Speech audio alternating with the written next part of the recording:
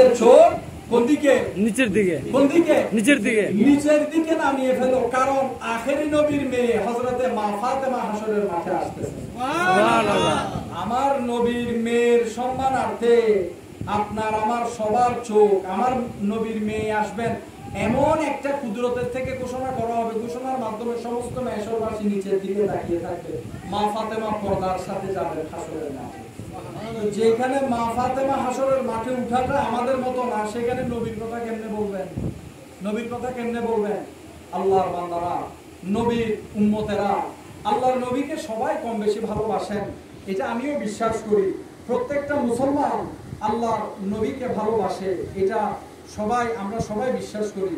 আপনাদের প্রতি করজোড় বিনীত অনুরোধ থাকবে, সর্ব অবস্থার মধ্যে নবীর সাথে কখনো বেয়াফাই করবেন না। আচ্ছা, আপনি যদি বলেন নবী এটা করতে পারে না, নবী ওইটা করতে পারে না, আপনি যে কোনো কথা বললেন যে নবী গুনাহ মাফ করাতে পারে না, দুনিয়াতে পারে না, আখেরাতে পারে না, এই কথাটা বলে কি আপনি অস্কার পাবেন? না।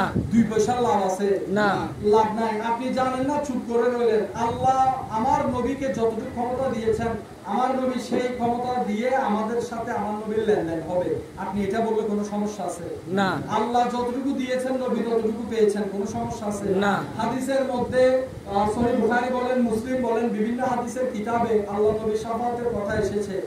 গুনাহগার উম্মতকে আল্লাহর নবী হাসরের মাঠে আল্লাহর দরবারে ফরিয়াদ করে জান্নাতে নিয়ে যাবেন। এখন আপনি যদি এখানে বসে যদি বলেন যে নবী পারবে না, কোনো লাভ আছে?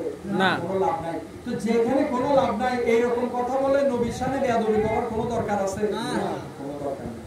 কিন্তু তারপরেও আমরা না বুঝে না জেনে আমরা এইসব কথাগুলো বলে ফেলি। আল্লাহু